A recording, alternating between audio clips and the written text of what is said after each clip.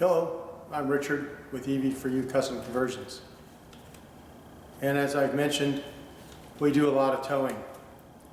And we tow everything from car trailers to this 38-foot fifth wheel.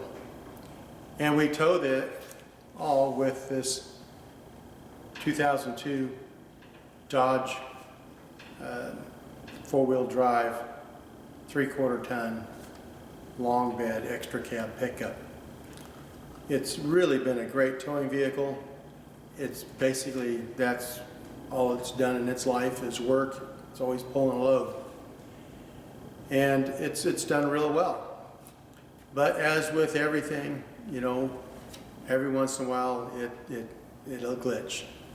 And back in May, we were going down Interstate 5 heading for Arizona when they glitched.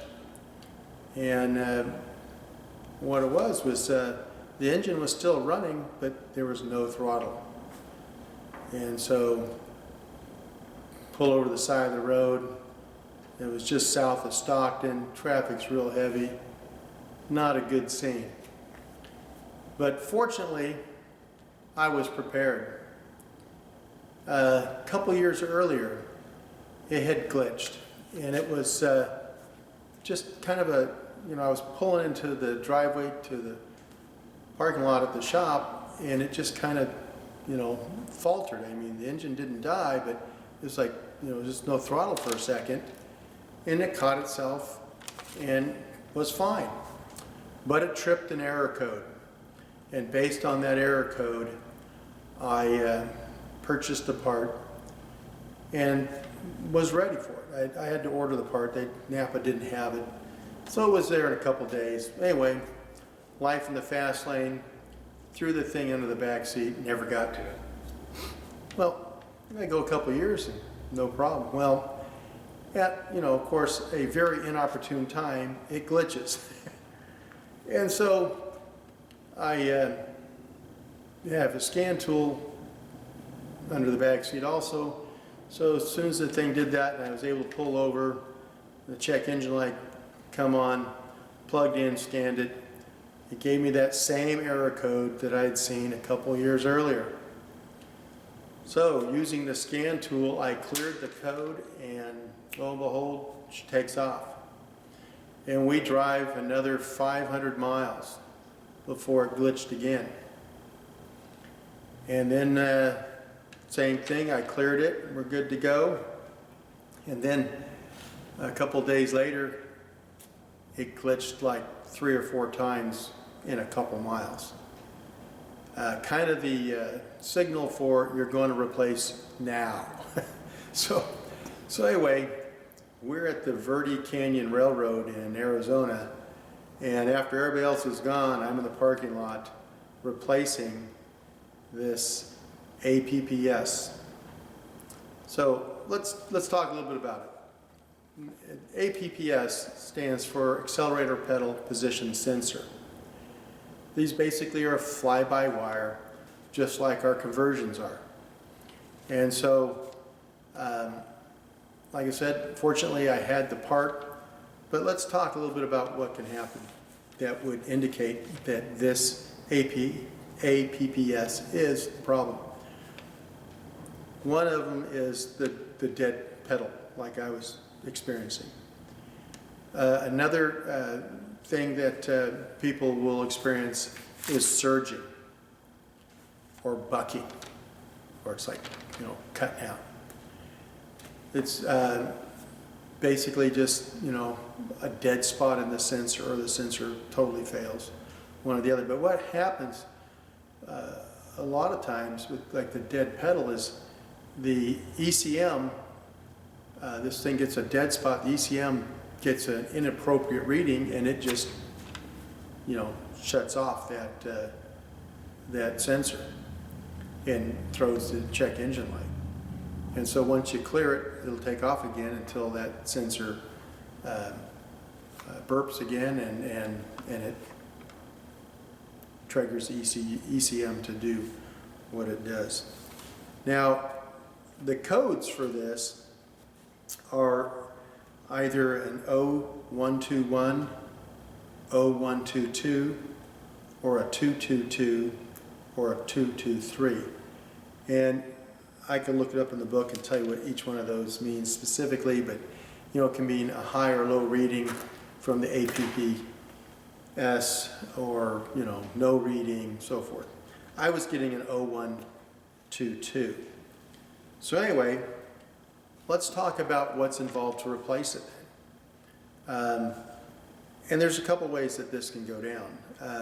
I bought a replacement part from Napa.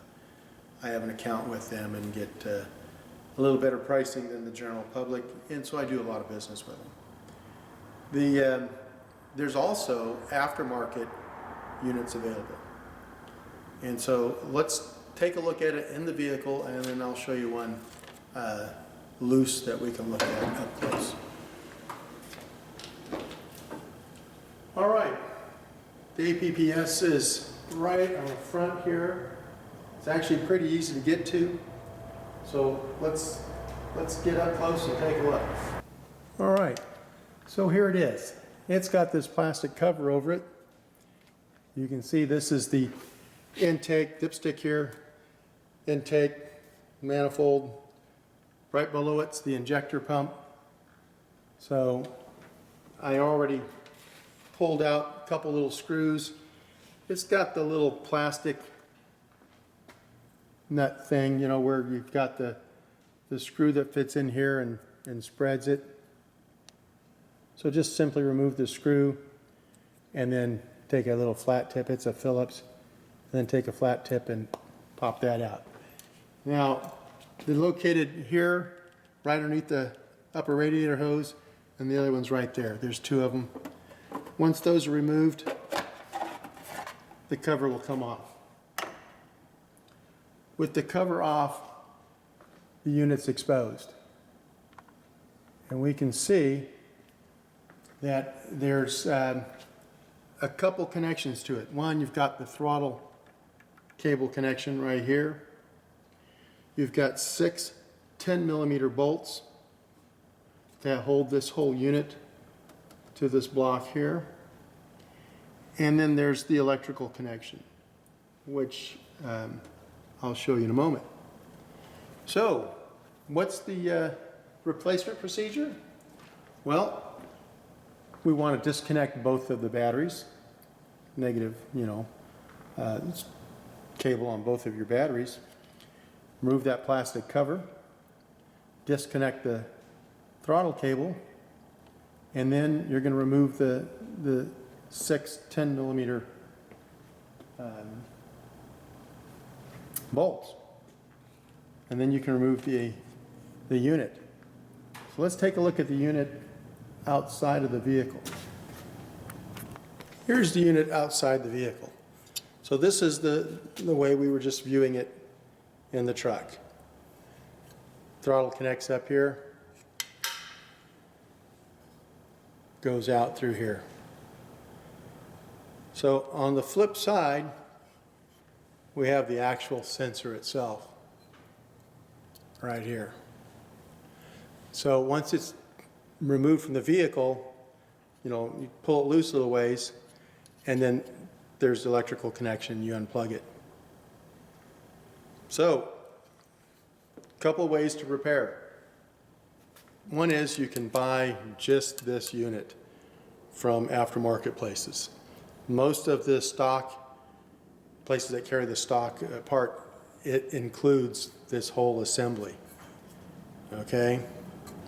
That's what I did.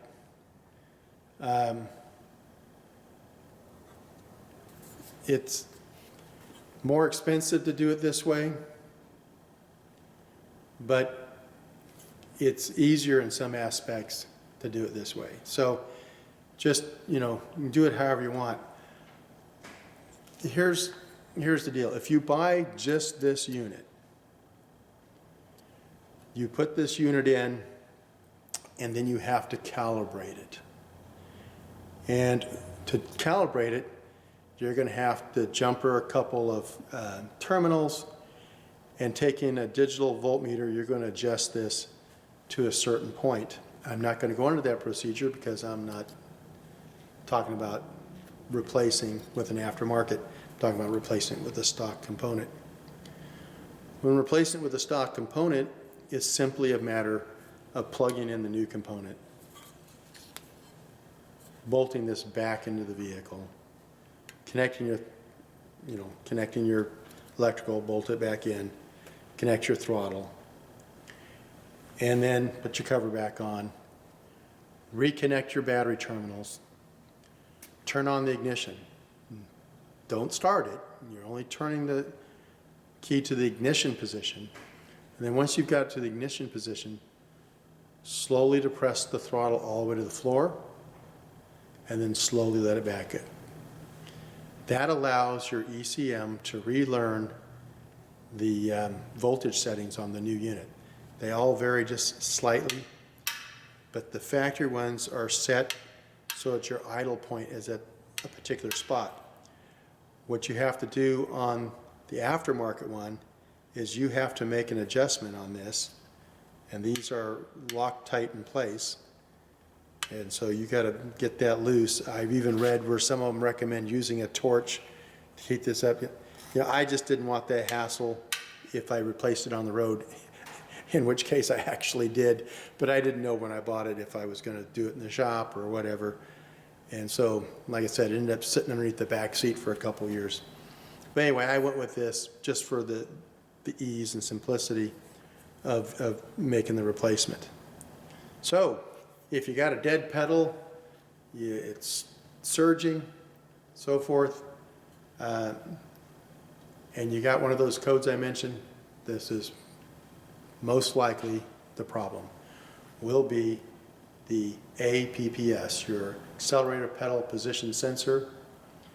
This applies, I believe, to like 98.5 to 2004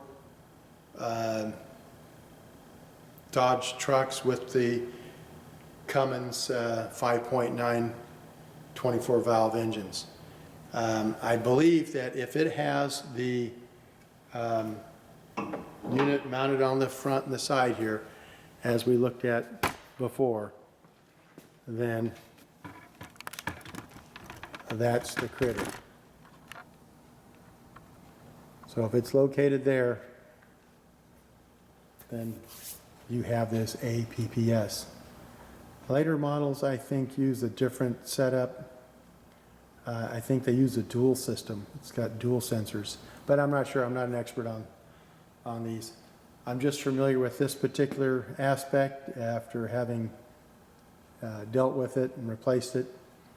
But they are I don't know if I want to use the word fairly common, but it is a replacement item that sooner or later you run into. I've got 150,000 miles before mine needed replacing. But just a little informative video here to aid those that may be in a similar situation.